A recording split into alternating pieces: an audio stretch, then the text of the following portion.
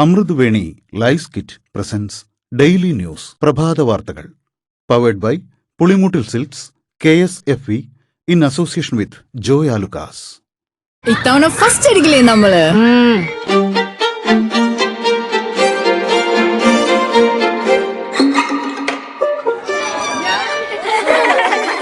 കുട്ടികൾക്കൊക്കെ പെയിൻ ശല്യം ഉണ്ടാകും. അതുകൊണ്ട് ലൈസ് കിറ്റ് ഉപയോഗിച്ച് ക്ലാസ്സിൽ വരാൻ പ്രത്യേക ശ്രദ്ധിക്കണം. Lice kit lice remover pain ശല്യത്തിൽ നിന്നും ഉടനടി ആശ്വാസം.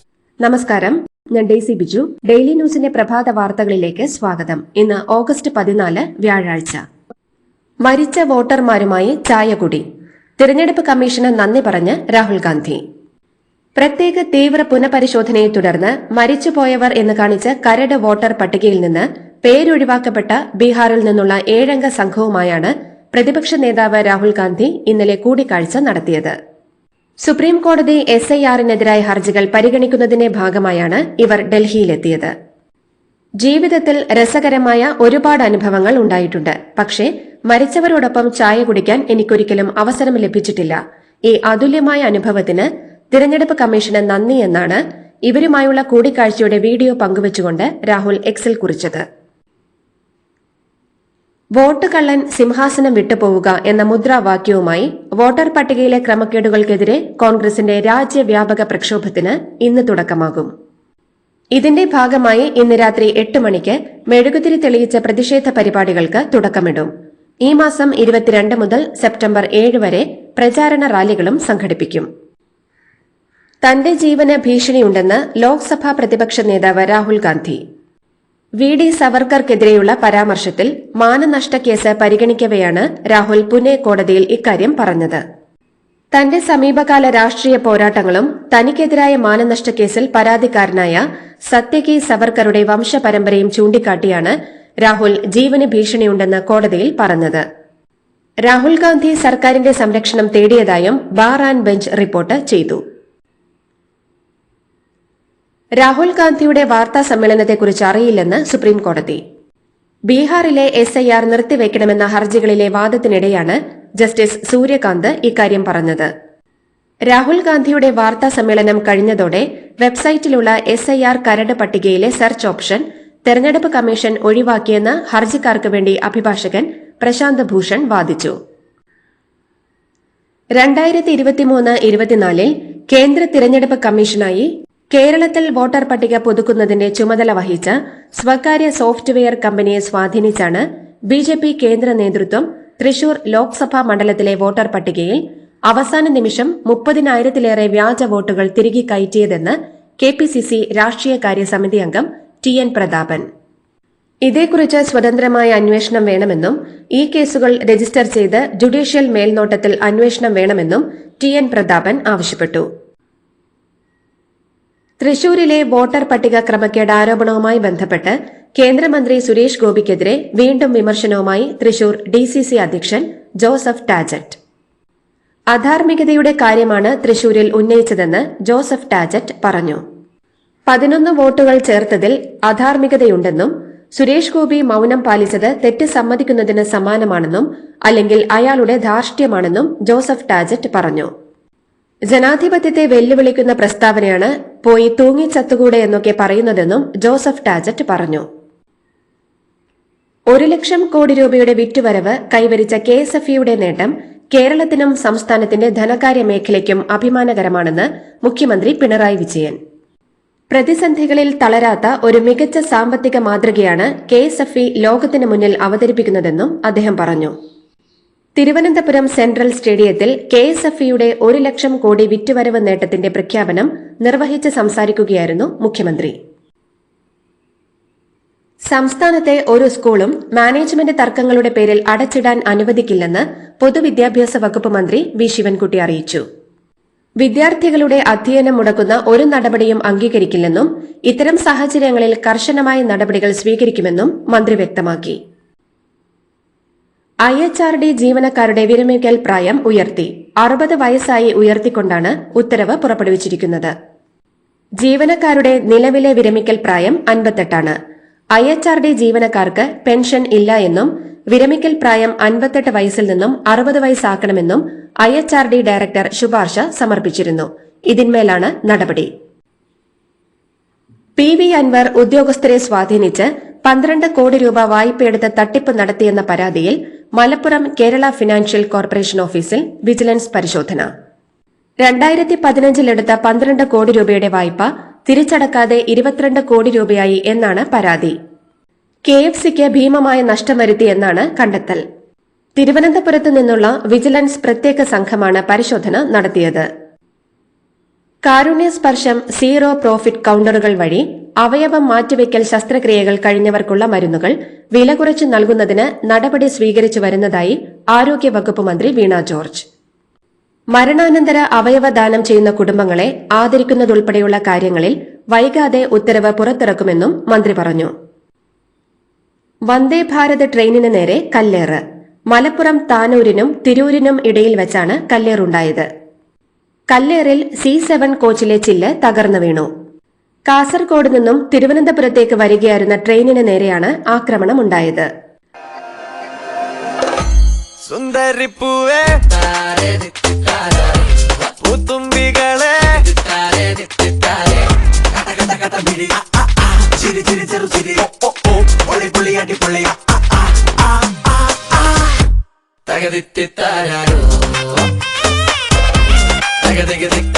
Pulimutil Silks presents Unskippable Onam Collections. Starts at just ₹299. Petrol പമ്പുകളിലെ ശുചിമുറി ഉപയോഗവുമായി ബന്ധപ്പെട്ട് ഇടക്കാല ഉത്തരവിൽ ഭേദഗതി വരുത്തി ഹൈക്കോടതി. ആർക്കെപ്പോൾ വേണമെങ്കിലും പെട്രോൾ പമ്പുകളിലെ ശുചിമുറി ഉപയോഗിക്കാമെന്ന് ഹൈക്കോടതി ഉത്തരവിട്ടു. സുരക്ഷാ പ്രശ്നം ഉണ്ടെങ്കിൽ മാത്രമേ തടയാവൂ എന്നും അധികാരം സ്ഥാപിച്ച ബോർഡ് സ്ഥാപിക്കരുതെന്നും എതിർകക്ഷികളായ തൊടുപുഴ, തിരുവനന്തപുരം നഗരസഭകൾക്ക് കോടതി നിർദ്ദേശം നൽകുകയായിരുന്നു. മുഖ്യമന്ത്രിയുടെ മകൾ പ്രതിയായ മാസപ്പടി കേസിലെ SFIO അന്വേഷണം സംബന്ധിച്ച രേഖകൾ BJP നേതാവ് ഷോൺ ജോർജിന് ലഭിക്കില്ല. ഭാഗികമായി രേഖകൾ നൽകണമെന്ന വിചാരണ കോടതി ഉത്തരവ് ഹൈക്കോടതി റദ്ദാക്കി. ഷോൺ ജോർജിന് രേഖകൾ നൽകുന്നത് ചോദ്യം ചെയ്ത് CMRL കമ്പനി നൽകിയ ഹർജി അനുവദിച്ചാണ് ഹൈക്കോടതിയുടെ ഉത്തരവ്. എന്നാൽ ഈ ഹർജി വിചാരണ കോടതി വീണ്ടും പരിഗണിച്ച് തീരുമാനമെടുക്കാൻ ഹൈക്കോടതി നിർദ്ദേശം നൽകി. ഇന്ത്യയിൽ നിന്നുള്ള ഇറക്കുമതിക്ക് 50% തീരുവ അമേരിക്ക ഏർപ്പെടുത്തിയ പശ്ചാത്തലത്തിൽ കയറ്റുമതി കേന്ദ്രീകൃത വാണിജ്യ മേഖലയ്ക്ക് പ്രവർത്തന മൂലധനം സംബന്ധിച്ച പ്രശ്നങ്ങൾ പരിഗണിക്കുമെന്ന് സംസ്ഥാനതല ബാങ്കുകളുടെ സമിതി പറഞ്ഞു. സംസ്ഥാന വ്യവസായ വകുപ്പ് മന്ത്രി P. രാജീവുമായി SLBC പ്രതിനിധികൾ നടത്തിയ ചർച്ചയ്ക്ക് ശേഷമാണ് ഈ ധാരണയായത്. മകന്റെ എഞ്ചിനീയറിംഗ് പഠനത്തിന് പണം കണ്ടെത്താനാകാതെ അച്ഛൻ റാന്നി അത്തിക്കയം വടക്കേച്ചെരുവിൽ VT ഷിജോ മനം നൊന്ത് ആത്മഹത്യ ചെയ്ത് ഒരാഴ്ച പിന്നിട്ടപ്പോൾ അധ്യാപികയായ അമ്മ ലേഖയുടെ ശമ്പള കുടിശ്ശിക ലഭിച്ചു. 12 വർഷത്തെ ശമ്പള കുടിശ്ശിക ഇനത്തിൽ 29 ലക്ഷം രൂപയാണ് നാറാണമൂഴി സെന്റ് ജോസഫ് സ്കൂളിലെ അധ്യാപിക ലേഖ രവീന്ദ്രന്റെ ബാങ്ക് അക്കൌണ്ടിൽ എത്തിയത്. ശേഷിക്കുന്ന 23 ലക്ഷം പ്രൊവിഡന്റ് ഫണ്ടിൽ ലയിപ്പിക്കുമെന്ന് വിദ്യാഭ്യാസ വകുപ്പ് അധികൃതർ അധ്യാപികയെ അറിയിച്ചു. ഷിജോയുടെ മരണശേഷം വിദ്യാഭ്യാസ വകുപ്പിനെതിരെ വ്യാപക പരാതിയും വിമർശനവും ഉണ്ടായതോടെ അധികൃതർ ശമ്പള കുടിശ്ശിക അനുവദിക്കാനുള്ള നടപടി വേഗത്തിലാക്കുകയായിരുന്നു. കോതമംഗലത്ത് 23-കാരി ആത്മഹത്യ ചെയ്ത കേസിൽ NIA അന്വേഷണം ആവശ്യപ്പെട്ട് പെൺകുട്ടിയുടെ കുടുംബാംഗങ്ങൾ മുഖ്യമന്ത്രിക്കും സംസ്ഥാന പോലീസ് മേധാവിക്കും കത്ത് നൽകി. കേന്ദ്രമന്ത്രിമാരായ സുരേഷ് ഗോപിയും ജോർജ് കുര്യനും പെൺകുട്ടിയുടെ ബന്ധുക്കളെ ആശ്വസിപ്പിക്കാൻ വീട്ടിലെത്തിയിരുന്നു. ആവശ്യമായ എല്ലാ നിയമസഹായവും സുരേഷ് ഗോപി ഉറപ്പു നൽകിയതായി പെൺകുട്ടിയുടെ സഹോദരൻ പറഞ്ഞു. സാങ്കേതിക സർവകലാശാലയിൽ പൂർണ്ണമായും ഇയർ ഔട്ട് ഒഴിവാക്കാൻ ധാരണ. Vice chancellor K. ശിവപ്രസാദും SFIയുമായി നടത്തിയ ചർച്ചയിലാണ് തീരുമാനം. ഇയർ ഔട്ട് പൂർണ്ണമായും ഒഴിവാക്കണമെന്നാവശ്യപ്പെട്ട് SFI KTUവിലേക്ക് മാർച്ച് നടത്തിയിരുന്നു. ഇതിന് പിന്നാലെയായിരുന്നു ഇന്നലത്തെ ചർച്ച. ചർച്ചയിൽ വിദ്യാർത്ഥികളുടെ വിഷയം ചർച്ച ചെയ്യാനായി സിൻഡിക്കേറ്റ് യോഗം ചേരാമെന്നും സമ്മതിച്ചു. മാധ്യമ സ്വാതന്ത്ര്യത്തിന് സർക്കാർ നിയന്ത്രണമില്ലെന്ന് വ്യക്തമാക്കി മുഖ്യമന്ത്രി. സംസ്ഥാനത്ത് മാധ്യമ സ്വാതന്ത്ര്യത്തിന് സർക്കാർ നിയന്ത്രണം ഏർപ്പെടുത്തുന്നുവെന്നത് അടിസ്ഥാനരഹിതമായ പ്രചാരണമാണെന്നും അത്തരം ഒരു നീക്കവും സർക്കാരിന്റെ ഭാഗത്തുനിന്ന് ഉണ്ടായിട്ടില്ലെന്നും മുഖ്യമന്ത്രിയുടെ ഓഫീസിൽ നിന്നുള്ള വാർത്താക്കുറിപ്പ് പറയുന്നു. ബംഗാൾ ഉൾക്കടലിന് മുകളിൽ രൂപപ്പെട്ട ന്യൂനമർദ്ദം ശക്തിയാർജിക്കുന്ന സാഹചര്യത്തിൽ കേരളത്തിൽ നാളെ വരെ മഴ ഭീഷണി തുടരും. ഇന്ന് എറണാകുളം, തൃശൂർ, മലപ്പുറം, കോഴിക്കോട്, കണ്ണൂർ, കാസർഗോഡ് ജില്ലകളിലും നാളെ എറണാകുളം, തൃശൂർ, മലപ്പുറം, കോഴിക്കോട് ജില്ലകളിലുമാണ് യെല്ലോ അലർട്ട് പ്രഖ്യാപിച്ചിരിക്കുന്നത്. തമിഴ്നാട്ടിലും വിഭജന ഭീതി ദിനം ആചരിക്കാൻ തീരുമാനം. വിഭജന സ്മരണകളുമായി ഇന്ന് ചിത്രപ്രദർശനം സംഘടിപ്പിക്കും. തമിഴ്നാട് ഗവർണർ RN രവി ഉദ്ഘാടനം ചെയ്യും. അതേസമയം വിഭജന ഭീതി ദിനം ആചരിക്കുന്നതിനെ ചൊല്ലി ഗവർണറും കേരള സർക്കാരും തമ്മിൽ ഭിന്നത രൂക്ഷമായിക്കൊണ്ടിരിക്കുകയാണ്. ക്യാമ്പസുകളിൽ ഇന്ന് പരിപാടികൾ നടത്തണമെന്ന് ഓർമ്മിപ്പിച്ച് VC-മാർക്ക് വീണ്ടും ഗവർണർ കത്തയച്ചിരുന്നു. എന്നാൽ ഒരു പരിപാടിയും നടത്തരുതെന്ന് സർക്കാർ ആവശ്യപ്പെട്ടു. തമിഴ്നാട്ടിലെ തിരുനെൽവേലിയിൽ നടന്ന ബിരുദദാന ചടങ്ങിൽ ഗവർണറുടെ കയ്യിൽ നിന്ന് സർട്ടിഫിക്കറ്റ് സ്വീകരിക്കാൻ വിസമ്മതിച്ച് ഗവേഷക വിദ്യാർത്ഥി. തമിഴ്നാട് ഗവർണർ RN രവിയിൽ നിന്നാണ് ഗവേഷക വിദ്യാർത്ഥിയായ ജീൻ ജോസഫ് സർട്ടിഫിക്കറ്റ് വാങ്ങാൻ വിസമ്മതിച്ചത്. ഗവർണർ തമിഴ്നാടിനും ഇവിടുത്തെ ജനങ്ങൾക്കും എതിരാണെന്നും അതുകൊണ്ടാണ് അദ്ദേഹത്തിൽ നിന്നും സർട്ടിഫിക്കറ്റ് സ്വീകരിക്കാത്തതെന്നും ജീൻ ജോസഫ് പറഞ്ഞു. തമിഴ്നാട് മുഖ്യമന്ത്രി MK സ്റ്റാലിന്റെ കൊളത്തൂർ മണ്ഡലത്തിൽ കള്ളവോട്ട് ആരോപണവുമായി BJP രംഗത്തെത്തിയതിനെതിരെ ശക്തമായ പ്രതികരണവുമായി DMK. ആരോപണങ്ങൾ തെളിയിക്കാൻ BJPയെ വെല്ലുവിളിക്കുന്നതായി DMK നേതാവ് RS ഭാരതി പറഞ്ഞു. കുട്ടികളുടെ സുരക്ഷ ഉറപ്പാക്കാൻ 2800 നായ്ക്കളെ കൊന്നതായി ജനതാദൾ സെക്യുലർ പാർട്ടിയിലെ നേതാവിന്റെ തുറന്നു പറച്ചിൽ. MLC SL ഭോജഗൌഡയാണ് നായ്ക്കളെ കൊലപ്പെടുത്തിയെന്ന് വെളിപ്പെടുത്തിയത്. ചിക്കമംഗളൂരു മുനിസിപ്പൽ കൌൺസിൽ അധ്യക്ഷനായിരുന്ന കാലത്ത് 2000-ഓളം തെരുവ് നായകളെ കൊലപ്പെടുത്തി മരങ്ങൾക്ക് വളമാക്കിയിട്ടുണ്ട് എന്നായിരുന്നു ഭോജഗൌഡയുടെ വിവാദ പ്രസ്താവന. നായ്ക്കൾക്കെതിരെ നടപടിയെടുക്കാൻ സുപ്രീം കോടതിയോട് ആവശ്യപ്പെടുന്ന ഇന്ത്യയിലെ ആദ്യത്തെ സംസ്ഥാനം കർണാടകമാവട്ടെയെന്നും അദ്ദേഹം പറഞ്ഞു. കൺഗ്രാചുലേഷൻസ് മിട്ടിക്കാട്ടോ. പൈലറ്റ് ആവണമെന്ന് പറയണേ. അവളുടെ ആഗ്രഹമല്ലേ, അവള് തറക്കട്ടെ. ചെലവ് എത്രയാന്ന്? KSFയുടെ പുതിയ ഹാർമണി ചുറ്റി ചേരണം. കണ്ണടച്ചു തുറക്കും മുമ്പ് അവളുടെ +2 കഴിയില്ലേ. കടം വാങ്ങാതെയും സ്ഥലം വിൽക്കാതെയും കുട്ടികളെ പഠിപ്പിക്കാം. KSFE ഹാർമണി ചിട്ടികൾ. KSFE ഹാർമണി ചുറ്റിയിൽ ചേരുന്ന 100 ഭാഗ്യശാലികൾക്ക് സിംഗപ്പൂർ യാത്ര സൗജന്യം.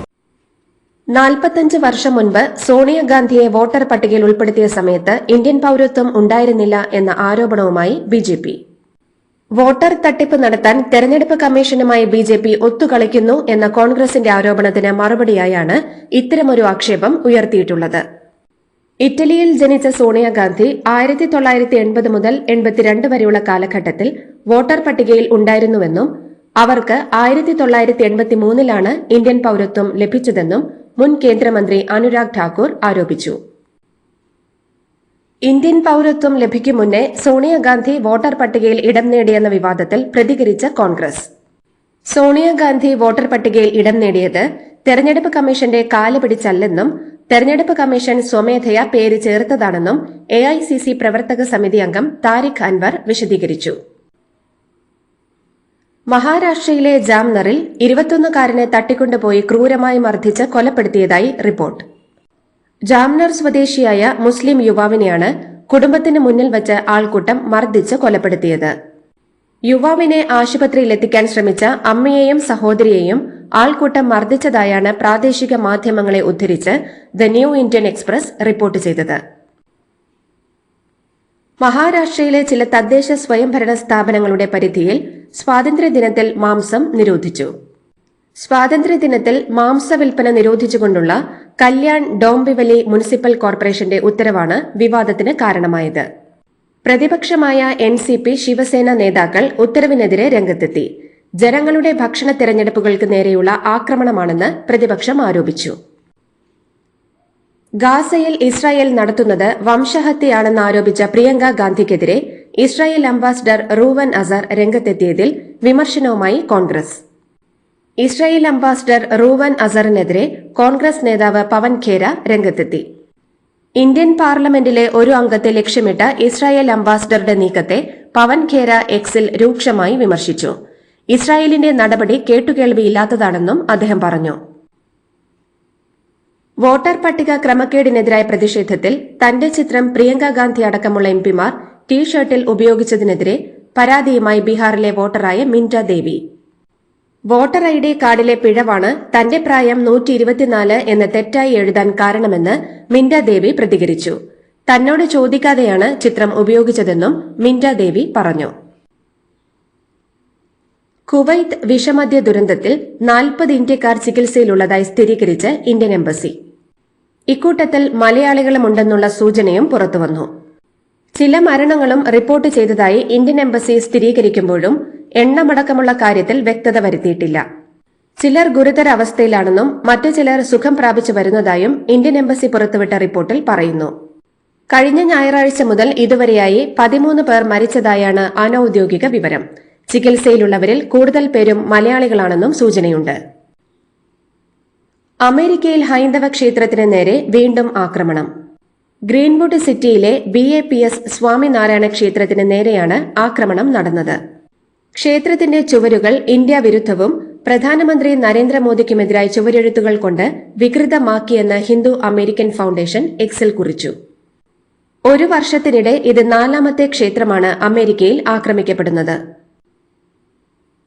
ഇന്ത്യയും ചൈനയും തമ്മിലുള്ള ബന്ധം പുനഃസ്ഥാപിക്കുന്നതിന്റെ ഭാഗമായി ഇരു രാജ്യങ്ങളും അടുത്ത മാസം ആദ്യം തന്നെ നേരിട്ടുള്ള വിമാന സർവീസുകൾ പുനരാരംഭിച്ചേക്കുമെന്ന് റിപ്പോർട്ട്. നേരിട്ടുള്ള സർവീസുകൾ ആരംഭിക്കാൻ നേരത്തെ തീരുമാനിച്ചിരുന്നു. ഇന്ത്യൻ വിമാന കമ്പനികളോട് സർവീസുകൾ തയ്യാറാക്കാൻ ആവശ്യപ്പെട്ടിട്ടുണ്ട്.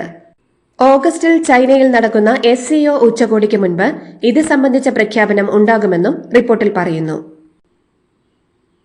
ചൈനീസ് വിദേശകാര്യമന്ത്രി വാങ് യി ഇന്ത്യയിലേക്ക്. ഇരു രാജ്യങ്ങളും തമ്മിലുള്ള അതിർത്തി പ്രശ്നത്തെക്കുറിച്ച് ദേശീയ സുരക്ഷാ ഉപദേഷ്ടാവ് അജിത് ഡോവലുമായി ചർച്ച നടത്താനാണ് പ്രധാനമായും വാങ് യി ഇന്ത്യ സന്ദർശിക്കുന്നത്.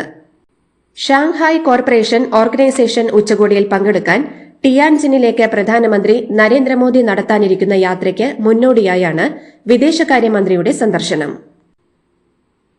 യുക്രൈനുമായുള്ള യുദ്ധം അവസാനിപ്പിക്കാൻ റഷ്യൻ പ്രസിഡന്റ് വ്ളാഡിമിർ പുടിൻ സമ്മതിച്ചില്ലെങ്കിൽ ഗുരുതര പ്രത്യാഘാതങ്ങൾ അനുഭവിക്കേണ്ടി വരുമെന്ന് US പ്രസിഡന്റ് ഡൊണാൾഡ് ട്രംപിന്റെ മുന്നറിയിപ്പ്. അതേസമയം പുടിനുമായി സംഭാഷണങ്ങൾ നടത്തിയിട്ടുണ്ടെന്നും യുദ്ധം അവസാനിപ്പിക്കാനാകുമെന്നാണ് പ്രതീക്ഷയെന്നും അമേരിക്കൻ പ്രസിഡന്റ് വിവരിച്ചു. ഇതോടുകൂടി ഡെയിലി ന്യൂസിന്റെ ഇന്നത്തെ പ്രഭാത വാർത്തകൾ സമാപിക്കുന്നു. ഡെയിലി ന്യൂസിന് വേണ്ടി വാർത്തകൾ വായിച്ചത് ഡെയ്സി ബിജു. ഡെയിലി ന്യൂസ് ലൈവ്.in വാർത്തകൾ വിരൽ തുമ്പിൽ.